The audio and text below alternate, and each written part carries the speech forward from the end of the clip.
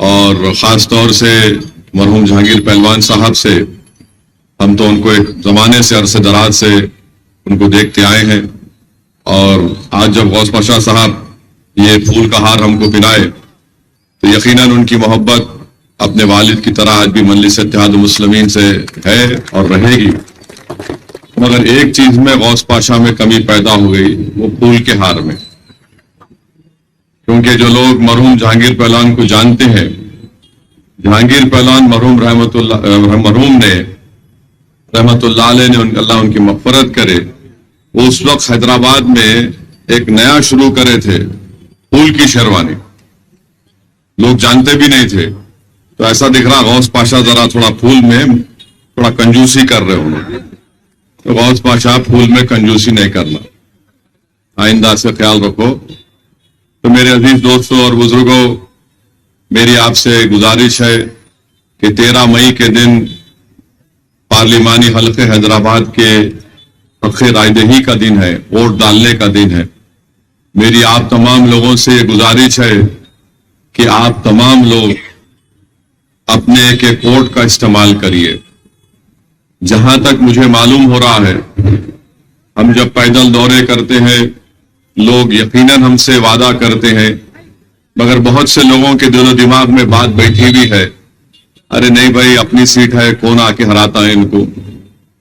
कोई जाकर समझाते हैं, अरे भाई बीजेपी है, अरे छोड़ो यारो, बहुत से लोग आके चले गए, सालार से लेके अब तक क्या कर लिए। मैं आपसे ये गुजारिश कर रहा हूं कि आपका ये एतमाद, आपका ये भरोसा बहुत अच्छी चीज है, मगर याद रखिए आपको और हमको ये बताया गया है, सिखाया गया है कि हमको मैदान में आकर उस पर मेहनत करना पड़ेगा। और याद रखिए कि वोट एक अमानत है और इस अमानत का आपको इस्तेमाल करना बेहद जरूरी है। मैं आपको बड़ी जिम्मेदारी के साथ आपको बता रहा हूं, जितने मजलिस इत्तेहादुल मुस्लिमीन के मुखालिफिन बोलिए, दुश्मन बोलिए, या जो अज़ल के दुश्मन है, वो बाज़ाब्ता मुत्तहिद हो चुके हैं और पूरे मंसूबे और साजिशें बनाई जा रही है कि कैसे मजलिस इत्तेहादुल मुस्लिमीन के कामयाबी को रोका जा सके, जो इंशाअल्लाह ताला वो उसमें कामयाब नहीं होंगे। मगर आपको बताने के लिए कह रहा हूं कि हमको उन तमाम नापाक मंसूबों को अगर नाकाम करना है तो हमको अपने एक एक वोट का इस्तेमाल करना है। और इस बात को अपने जहनों से निकाल दीजिए, अरे क्या होता मेरे भाई, एक एक वोट आप सिर्फ हैदराबाद से मजलिस को कामयाब करने के लिए इस्तेमाल नहीं कर रहे हैं। आप अपना वोट अगर इस्तेमाल करेंगे तो चौथी मर्तबा असदुद्दीन ओवैसी को एमपी बनाने के लिए भी नहीं, बल्कि जब आप अपने वोट का इस्तेमाल कर रहे हैं तो आप उन फिरका परस्त ताकतों को पैगाम दे रहे हैं कि मैं अपने घर से निकलकर वोट इसलिए डाल रहा हूं क्योंकि आपने इस मुल्क में नफरत की फिजाओं में इजाफा कर दिया। अगर आप मजलिस के हक में अपने वोट का इस्तेमाल कर रहे हैं तो आप बीजेपी आरएसएस को पैगाम दे रहे हैं कि पूरे मुल्क में इन्होंने अक़लियतों के ताल्लुक से एक नफरत की फिजा को पैदा कर दिया। तो इसलिए मेरी आपसे गुजारिश है कि निकलकर अपने वोट का इस्तेमाल करिए। अगर आप वोट का इस्तेमाल नहीं करेंगे तो आप अपनी अमानत में खयानत कर रहे हैं। आपको सिर्फ आधा घंटा 40-45 मिनट लगेंगे, निकलकर अपने वोट का इस्तेमाल करिए। और बहुत से साहिब इस्तात लोग से जो मेरी बात हो रही है तो बोल रहे कि हमारा प्रोग्राम ये है कि वोट डाल के हम फार्म हाउस में चले जाएंगे, हम किसी के बाग पे चले जाएंगे। मैंने पूछा क्यों जाएंगे, बोले नहीं वो हिमायत आम पक्के आ रहे उस दिन। मेरे भाई ये क्या तरीका है बताइए आप। इस मुल्क में हमारे वतन अजीज में नफरतों में इजाफा कर दिया गया। इस मुल्क में वतन अजीज में हमारी इबादत गाहों को निशाना बनाया जा रहा है। इस मुल्क में हमारे वतन अजीज में बीजेपी के उम्मीदवार मस्जिद की तरफ रुख करके तीर मारने का इशारा करती है। आप बताइए फिर अगर हम इत्मीनान और आराम से कैसे बैठेंगे इसीलिए मेरी आपसे गुजारिश है कि 13 तारीख के दिन हर प्रोग्राम आपका मंसूख करिए। सुबह के अवलीन सातों में निकलिए। वोट एक अमानत है, इस अमानत का इस्तेमाल सही तरीके से करिए ताकि उन तमाम फिरका परस्त ताकतों को हम अपने वोट के इस्तेमाल से ये पैगाम देंगे कि सीट तो हमारी है और रहेगी इंशाअल्लाह ताला, मगर हम वोट इसलिए भी दे रहे हैं ताकि हमारे वतन में जो फिरका परस्ती का फरोग वजीर आजम नरेंद्र मोदी और आरएसएस कर रही है, हम उसके खिलाफ भी वोट दे रहे हैं। तो मेरी आप तमाम से गुजारिश है कि 13 मई के दिन अपने एक एक वोट का इस्तेमाल करिए। जब आप पोलिंग बूथ को इंशाअल्लाह रवाना होंगे अपने पूरे अफराद या खानदान के साथ, तो सेल फोन लेके मत जाइए, सेल फोन लेके मत जाइए, क्योंकि सेल फोन पोलिंग बूथ के अंदर लेकर जाने की इजाजत नहीं है, नंबर 1। दूसरा जवाब, हम एक नमाज के लिए रुक चुके हैं तो मैं अपनी तकरीर को जारी रखूंगा। दूसरी बात यह है कि जब आप बटन दबाएंगे, तो जब बटन दबाएंगे तो उस वक्त तक बटन को दबा के रखिए जब तक कि मशीन से आवाज नहीं आती टी बोल के। जब वो आवाज आएगी आप उंगली हटाइए। उस मशीन के बाजू एक छोटी मशीन होगी जो आपने देखा होगा इस समय इलेक्शन में, उसमें एक चिट्ठी निकलेगी जिसमें आप पतंग के निशान पर बटन दबाए तो चिट्ठी में पतंग की फोटो आएगी, 30 सेकंड तक आपको दिखेगी, फिर वो चिट्ठी नीचे गिर जाएगी। ये दो चीजों का आप ख्याल रखिए और अपने वोट का इस्तेमाल करिए और पोलिंग बूथ को जरूर जाइए। और घर को वापस आने के बाद मेरी आपसे गुजारिश ये भी है कि अपने रिश्तेदारों को, अपने दोस्तों को, अपने जानने वालों को फोन करके बताइए कि भाई जाओ निकल के वोट डालो, हम अपना वोट डाल के आए हैं। याद रखिए ये हिंदुस्तान की तारीख का बड़ा ही नाजुक तरीन मरहले से हम गुजर रहे हैं। हमारे वतन अजीज का ये बड़ा ही तारीखी पार्लिमानी इलेक्शन होगा। अगर आप जरा सी भी कोताही करेंगे, काहिली करेंगे, गैर जरूरी खुद एतमादी का शिकार हो जाएंगे तो नुकसान हमारा होगा। हैदराबाद की पार्लियामेंट की सीट यकीनन यहाँ की गयूर आवाम की इत्तेहाद और ताकत की निशानी है। हमने 26 साल मेहनत करके हैदराबाद की पार्लियामेंट की सीट पर कामयाबी हासिल की। यकीनन इसमें हमारे बुजुर्गों का खून है, उनकी मेहनतें हैं, उनकी कुर्बानियां हैं। हमारे बुजुर्गों ने अपना खून, पसीना और कुर्बानियां इसलिए नहीं दी कि हम इस सीट पर सिर्फ हैदराबाद की आवाम की नुमाइंदगी करें, बल्कि हमारे बुजुर्गों की ये दूरअंदेशी थी। उनकी निगाहें ये देख रही थी कि जिस दिन हैदराबाद की पार्लियामेंट की सीट से मजलिस का नुमाइंदा कामयाब होगा, वो ना सिर्फ यहाँ के गरीब और गयूर आवाम की नुमाइंदगी करेगा, बल्कि मुल्क के कोने कोने में जब जुल्म उठेगा तो जुल्म के खिलाफ आवाज उठाएगा। वो जालिम से पंजा आजमाई करेगा। वो सिर्फ हैदराबाद के अवाम के इंसाफ की बात नहीं करेगा, बल्कि पार्लियामेंट को जब जाएगा तो जहां पर पूरे मुल्क का कानून बनेगा, वो हर उस कानून की मुखालिफत करेगा जो मजलूमों को कुचलने का काम करेगा। तो मेरी आपसे गुजारिश है कि आप 13 मई के दिन अपना एक एक वोट का सही इस्तेमाल करिए, वोट का इस्तेमाल करिए, जाइए और अपने वोट को इस्तेमाल करके मजलिस के इंतखाबी निशान, पतंग के निशान पर बटन दबाकर आप मजलिस को कामयाब करेंगे, शहर हैदराबाद के अमन को कामयाब करेंगे, तेलंगाना में फसादात को आप रोकेंगे।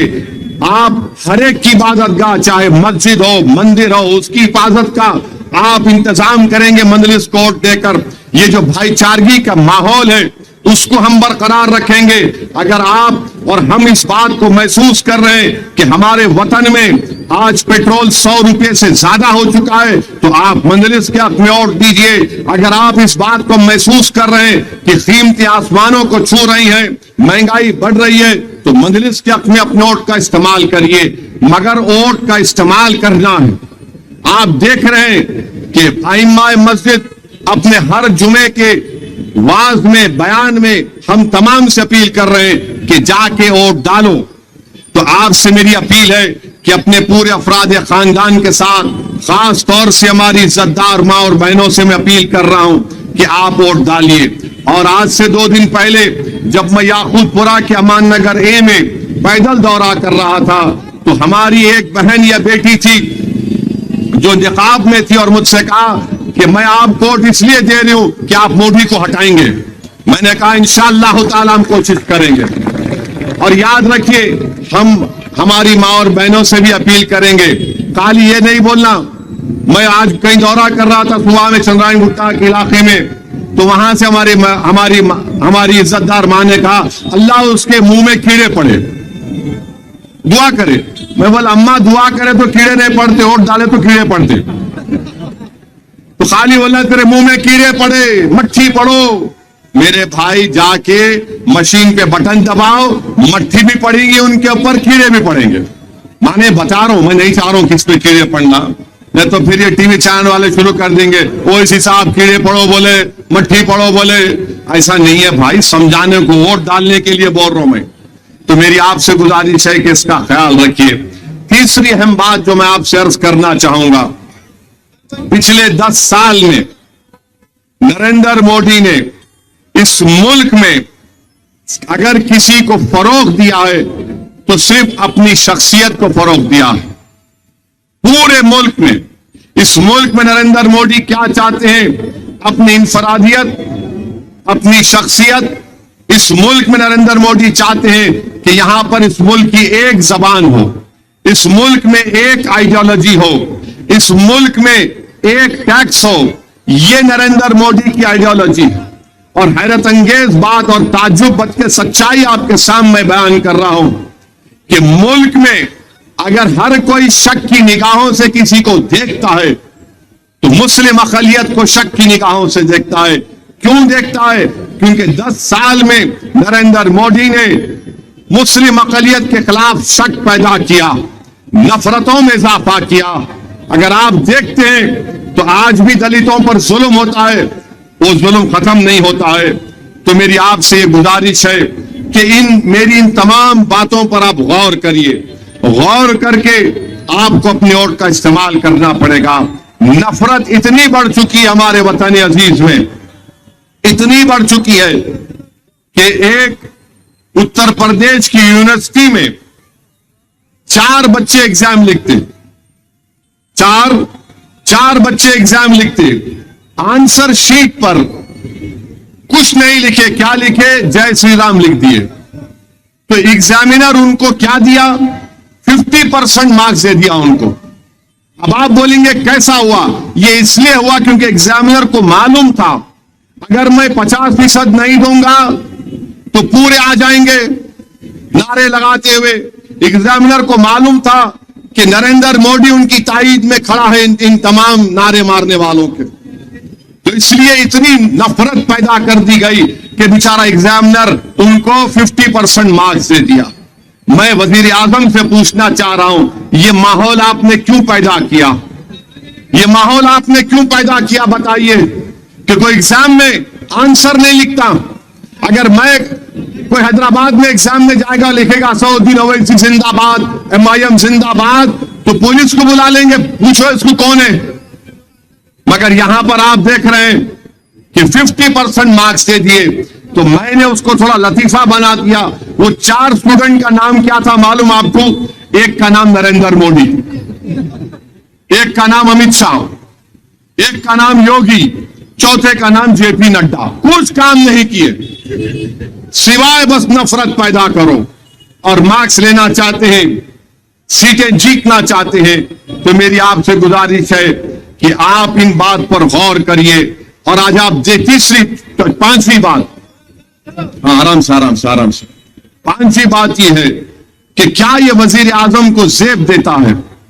एक मुल्क का वजीर आजम, 133 करोड़ इस मुल्क की आबादी, जिसमें 17 करोड़ मुस्लिम अक़लियतों की आबादी। वजीर आजम अपनी तकरीर में बार बार बके जा रहे हैं। क्या बक रहे हैं? झूठ पे झूठ बोल रहे हैं कि 17 करोड़ मुसलमान घुसपैठी है। वजीर आजम बोले जा रहे हैं कि मुस्लिम खवातीन ज्यादा बच्चे पैदा करते हैं। वजीर आजम बोले जा रहे हैं कि हिंदू बहनों के गले से मंगलसूत्र उतारकर मुसलमानों को दिया जाएगा। अरे वजीर आजम, कभी यह भी तो सोचो कि तुम नहीं रहोगे, हम नहीं रहेंगे, मुल्क तो रहेगा ना। एक इलेक्शन की खातिर आप कितनी नफरतों की दीवारों में इजाफा करेंगे? मुल्क को तो बाकी रखो। इस मुल्क की ताकत यहां की भाईचारगी है। अब आप अंदाजा लगाइए, 17 करोड़ लोग, क्या आप और हम कोई बांग्लादेश से आए? क्या आप और हम किसी पड़ोसी मुल्क से आए? क्या हम श्रीलंका से आए? क्या हम अफगानिस्तान से आए? कहां से आए हम? अरे हम यहीं पैदा हुए। हमारे बाप दादा नहीं, बल्कि अगर आप निकालेंगे तारीख तो 500-600 साल से हम यहां पर हैं। और आज इस मुल्क का वजीर आजम कहता है कि हम घुसपैठी हैं। और फिर इनका यह बोलना कि मुसलमान औरतें ज्यादा बच्चे पैदा करते। अब मैंने कहा कि गवर्नमेंट का डेटा यह बताता है कि TFR यानी टोटल फर्टिलिटी रेट मुस्लिम खवातीन का गिरा है, बहुत गिरा है। अब आप बोल रहे बच्चे ज्यादा पैदा कर रहे, क्यों झूठ बोल रहे आप? अब मैं अपनी तकरीर में आपके झिर्रा सरवर नगर में तकरीर करते हुए मैंने कहा कि गवर्नमेंट का डेटा बोलता है कि सबसे ज्यादा कंडोम मुसलमान मर्द इस्तेमाल करते। इनको बड़ी तकलीफ हो गई। तो कैसा बोले? अरे तुम्हारा गवर्नमेंट का डेटा है, मेरा नहीं है। तुम्हारा गवर्नमेंट का डेटा है। TFR रेट हमारी बेटियों का गिरा है। और फिर उसमें नरेंद्र मोदी बोल रहे बहुत बच्चे पैदा करते। मोदी जी आपके 6 भाई हैं, अमित शाह के 6 बहनें हैं, गोलवालकर के तो 11 थी। उन पे क्या बोलेंगे आप? उन पे कुछ नहीं बोलेंगे। मगर ये झूठ RSS, अगर आप यहां पर कोई 70 साल के जरीब बैठे तो उठकर बोलेंगे वो इसी सही बोल रहा है। वो 50 साल से हम सुन रहे हैं यही झूठ को। हम बच्चे बहुत पैदा कर रहे हैं, हम वहां से आए, यहां से आए। अरे हम कहीं से नहीं आए। हकीकत तो यह है, अगर तुम बात करोगे तो हमारा अकीदा यह है कि अल्लाह ने जब हजरत आदम को दुनिया में भेजा तो अब्बा आदम पहला कदम भारत में रखे थे। ये हमारे अब्बा की सरजमीन है। अम्मा हवा जिदा में गए थे। अब आप बोल रहे हम घुसपैठी है। कहां के घुसपैठी हम? आप बताइए, आप लोग घुसपैठी है? आप लोग घुसपैठी हैं? तो हाथ उठा के बोलो कौन घुसपैठी नहीं है। अब ये हमको बताना, हाथ तोड़ गया, बटन दबेगा नहीं दबेगा? तो 13 तारीख को जाके बोलना, हमको बोलता घुसपैठी ले मार, वो करना। ये खाली हाथ उठा के नहीं चले जाना। अच्छा, तीसरी बात उनकी कि मंगल सूत्र लेकर हमारी हिंदू बहनों का हमको देंगे। अरे मोदी जी, मंगल सूत्र की बात अगर हम करेंगे तो लंबी जाएगी बात, गुजरात तक चले जाएगी। रुक जाओ आप। हम भी बहुत बोल सकते हैं, मगर अखलाक और अदब के दायरे में रहकर हम बोल रहे हैं कि आप मंगल सूत्र की बात मत करो। क्यों मत करो? मैं आपको बता रहा हूं क्यों मत करो। मैं बता रहा हूं आपको। आपको मालूम, हाथरस एक जगह यूपी में जहां पर एक दलित बच्ची का रेप हुआ, वो रेप करने वाला कौन था? बीजेपी पार्टी का था नहीं था? जम्मू में आसिफा का रेप हुआ, याद है? बच्ची आसिफा, रेप करने वाले कौन थे? बीजेपी के लोग थे। उन्नाव में दलित बच्ची थी, हाथरस में आसिफा था, गुजरात में बिल्किस बानो थी। इन्होंने उसके रेप करने वालों को छोड़ा नहीं छोड़ा। अब आप चौथी मिसाल ले लो। कर्नाटका में इनकी ताइदी पार्टी का एक उम्मीदवार है, उसका नाम शायद क्या है, प्रज्वल रेवन्ना कुछ नाम है उसका, JDS पार्टी का है। उसका नाम देखिए, वरना ये लोग बोलेंगे नाम गलत बोल दी। हाँ, उसका नाम है प्रज्वल रेवन्ना। अब ये प्रज्वल रेवन्ना ने क्या किया मैं आपको बताता हूं। प्रज्वल रेवन्ना ने उन्होंने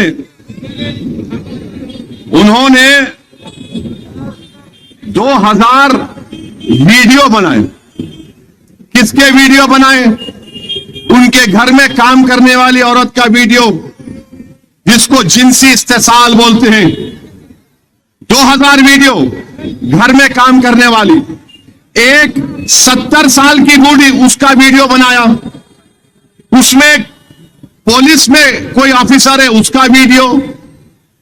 कोई टीवी के एंकर है उनका वीडियो, कोई गवर्नमेंट के ट्रांसफर के लिए आए आप उनका वीडियो बना लिए। 2000 वीडियो उसके ये उम्मीदवार इसने अपने वीडियो बनाए, यानी औरतों से इस तरह से उसने उनकी जिंदगी बर्बाद कर दी इस कमीने ने। अब आप बताइए उस शख्स के लिए नरेंद्र मोदी जाके वोट मांगे, नरेंद्र मोदी उस शख्स के लिए जाके वोट मांगा है और हमको बोल रहा है कि मंगलसूत्र निकाल के हमको हम हिंदू बहनों से मुसलमानों को दिया जाएगा।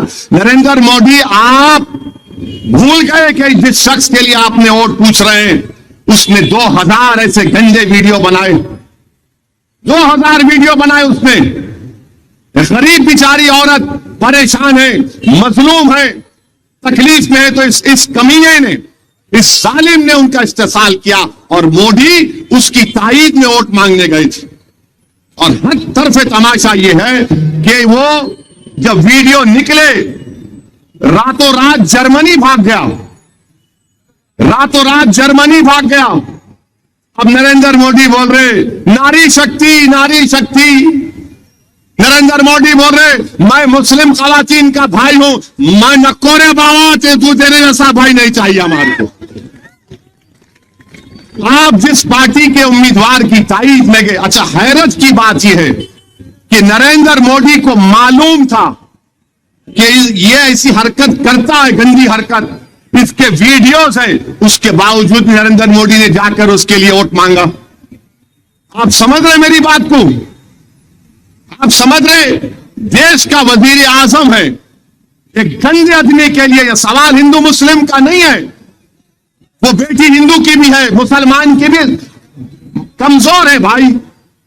आप उसका इस्तेसाल कर रहे हैं और मोदी बोल रहे हैं उसको उसके लिए वोट मांग रहे हैं। देश के वजीर आजम, आपके पास इंटेलिजेंस है, आपके पास रॉ है, आपके पास हर चीज है, आपको सब मालूम था कि यह शख्स जलील है, गंदा है, इंसान कहलाने के लायक नहीं है, तब भी आप जाकर उसके लिए वोट मांगे।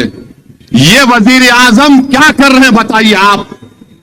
और बोलते नारी शक्ति, नारी शक्ति। अरे काहे की नारी शक्ति? नरेंद्र मोदी बड़ी बड़ी बातें करते हैं, मैंने अपनी महिलाओं के लिए रिजर्वेशन दे दिया। अरे कह का रिजर्वेशन दिए जब आप ऐसे शख्स के लिए वोट मांग रहे हैं जिसने 2000 वीडियो बनाए औरतों से इस्तेसाल के, एक्सप्लॉयटेशन के। बताओ बीजेपी वालों, बताओ बीजेपी वालों, आप क्या करेंगे इस बारे में? आप क्या करेंगे इस बारे में? अरे चुल्लू भर पानी में आप लोगों को डूब मरना चाहिए।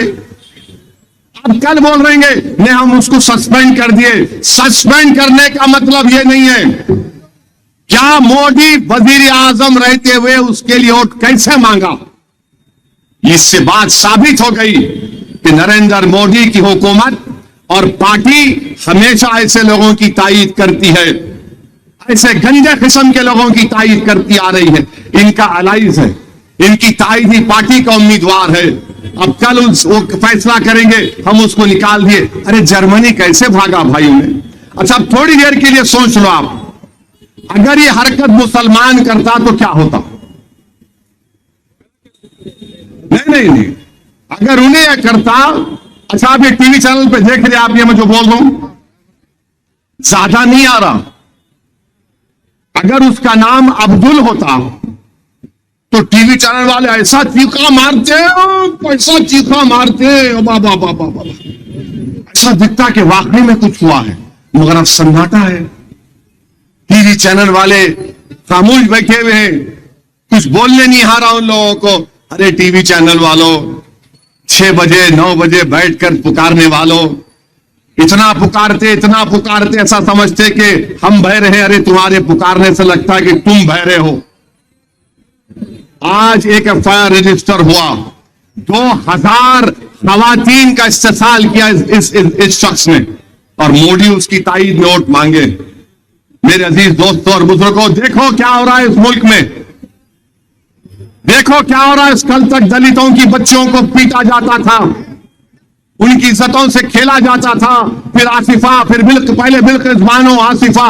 अब क्या हो रहा है देखो आप। बीजेपी जो बोलती नहीं नहीं नहीं हम ऐसी पार्टी नहीं, अरे कहां आप तो तायीद कर रहे हैं उसकी। नरेंद्र मोदी को बोलना पड़ेगा, देश के सामने बयान करना पड़ेगा। अमित शाह आ रहे हैं, अमित शाह को आकर बोलना पड़ेगा इस बारे में। क्या तुम्हारी ये मोहब्बत है भारत की खवातीन से? अगर कोई मुसलमान होता तो अब तक यूएपीए लग जाता, एनआईए का आ जाती। और क्या बोलते हैं उसमें? ये लव जिहाद है बोलते ना, ये लव जिहाद है। ये क्या कर रहा है?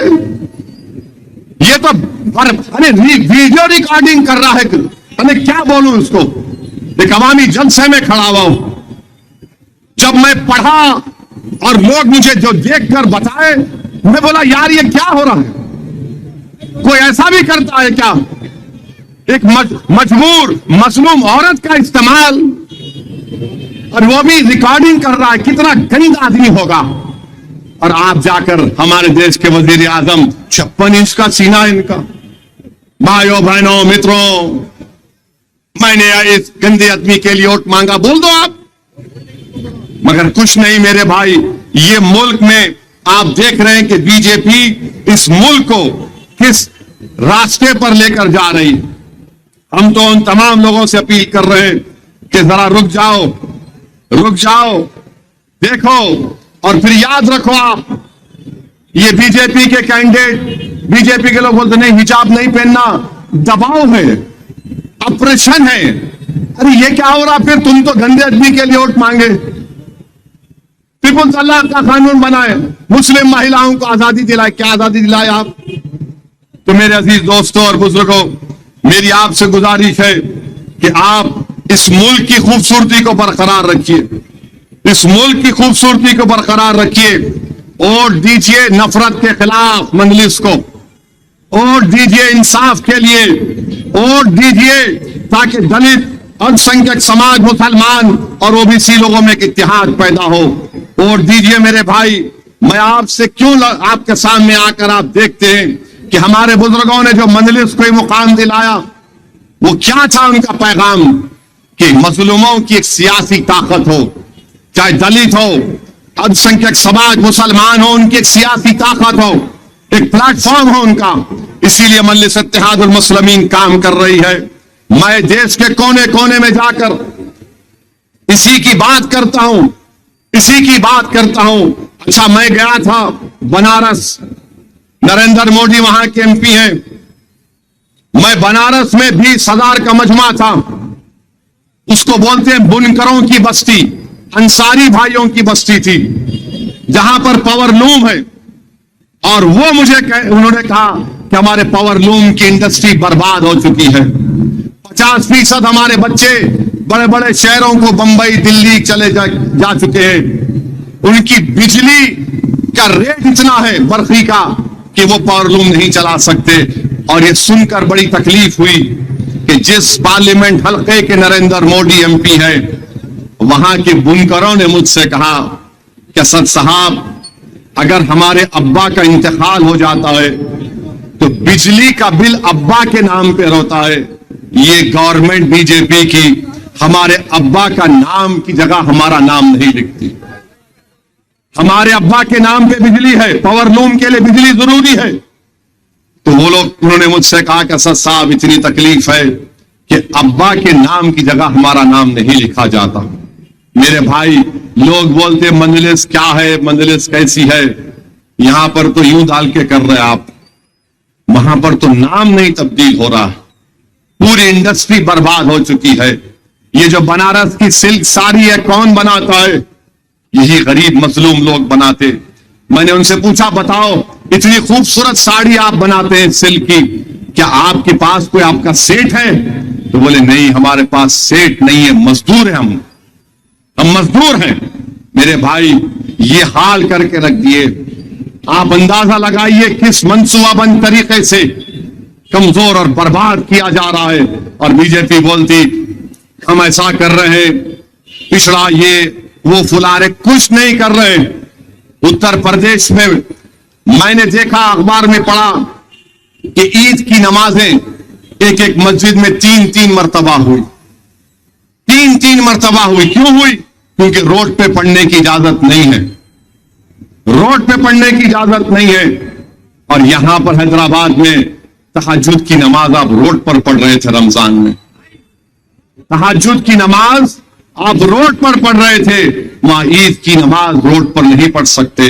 दुनिया ने देखा कि एक जगह पर दिल्ली में कोई रुकू में था तो पुलिस वाला आकर उसको लात मार के गिरा दिया। मेरे भाई, ये मजलिस की अहमियत है, ये मजलिस की ताकत है, जो आपने, हमारे बुजुर्गों ने बड़ी मेहनत करके उसको एक मुकाम दिलाया। इसीलिए आपसे अपील कर रहा हूं, 13 तारीख के दिन निकल कर रोड का इस्तेमाल करिए। जो हमारे हिंदू भाई हैं, दलित भाई हैं, बैकवर्ड क्लास के हमारे भाई हैं, जो बाबा साहेब अम्बेडकर की इज्जत करते हैं, मैं उनसे कह रहा हूं, याद रखो मेरी इस बात को, ये जो कॉन्स्टिट्यूशन, आइन, संविधान जिसको बाबा साहेब अम्बेडकर ने बनाया, अगर मोदी दोबारा वजीर आजम बनेगा, ये आइन चले जाएगा बाबा साहब अम्बेडकर का। अगर आइन चले जाएगा, दलितों का रिजर्वेशन चला जाएगा, ओबीसी का रिजर्वेशन चला जाएगा। क्यों चला जाएगा? क्योंकि आरएसएस शुरू से कहती आ रही है इस देश में आरक्षण या रिजर्वेशन की जरूरत नहीं है। शुरू से आरएसएस कह रही है। ये आपको झूठ बोलते रहते हैं कंफ्यूजन क्रिएट करने के लिए। मोहन भगवत का बयान आया, नहीं नहीं, याद रखिए जो बात इनके दिल में है और जो लिखते हैं उनकी किताबों में, आप किताब पढ़ लो उठा के उन लोगों की। अल्लाह ने मुझे तौफीक दी, कई उनके किताबें पढ़ चुका हूं, और वो इस बात से नफरत करते हैं कि रिजर्वेशन क्यों रहे।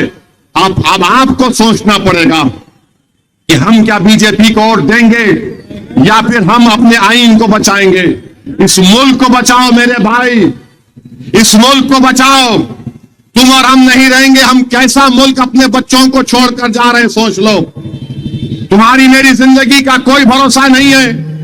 क्या तुम इस मुल्क को ऐसा छोड़ के जाओगे कि तुम्हारी मां और बहनों की बेटियों का वीडियो बनाकर कोई उनकी जिंदगी बर्बाद कर दे? तुम कैसा मुल्क चाहते हो? अरे ये मुल्क खूबसूरत मुल्क है, ये मुल्क जैसा ये मुल्क है दुनिया में ऐसा कोई मुल्क नहीं है। मगर इस मुल्क को, उसकी मुल्क की बुनियादों को कमजोर किया जा रहा है जहर से। जहर से क्या जहर है? हिंदू मुसलमान में जहर डालकर। लोग बोलते ईवीएम की मशीन में गड़बड़ है, मैं बोलता हूं मोदी ने दिमाग में चिप डाल दिया, दिमाग में जहर उगल दिया। इस जहर को निकालना पड़ेगा आपको। तो मेरी आप तमाम से गुजारिश है कि 13 तारीख के दिन निकल कर वोट का इस्तेमाल करिए।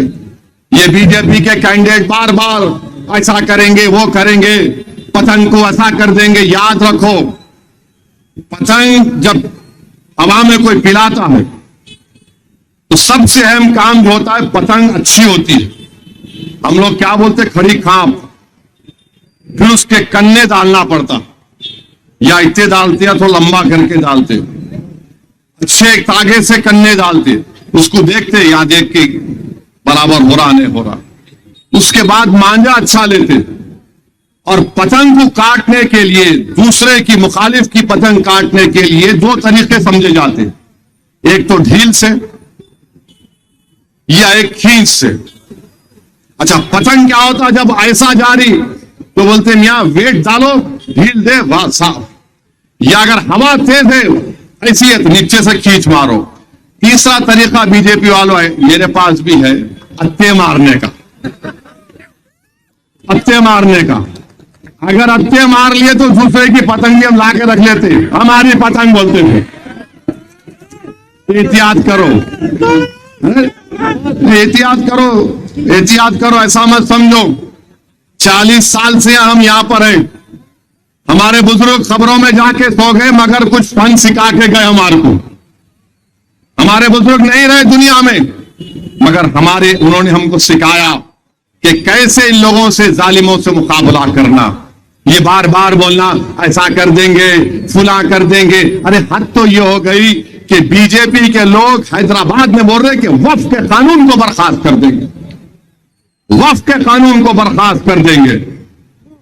हद तो ये हो गई कि किताब 6 क्लास की छपी गई, गवर्नमेंट ऑफ इंडिया एनसीईआरटी की, उसमें लिखा गया कि आयतुल्लाह खुमैनी सबसे ईवल आदमी है।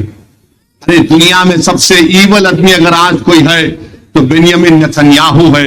जिसने 30,000 फलस्तीनियों का कत्लेआम किया, अल्लाह उसको गारत करे। जिसने 15,000 बच्चों को मार दिया, 12,000 खवातीन को शहीद कर दिया, 12 लाख लोगों को बेघर कर दिया, अल्लाह उसको तबाह ताराज कर दे। ये नफरत फैलाई जा रही। तो मेरे अजीज दोस्तों और बुजुर्गों, मैं अपनी तकरीर को खत्म कर रहा हूं। जरा थोड़ा ज्यादा गर्मी पैदा हो गई, थोड़ा आसानी के लिए आपसे बोल रहा हूं। एक मैं अब कभी कभी सुनता हूं मज़ाहिया शायरों को, सुनता हूं तो याद आया तो थोड़ा लिख लिए। मेरे साथ आपको थोड़ा साथ देना पड़ेगा। मुसलमान औरतों की झूठी फिक्र है।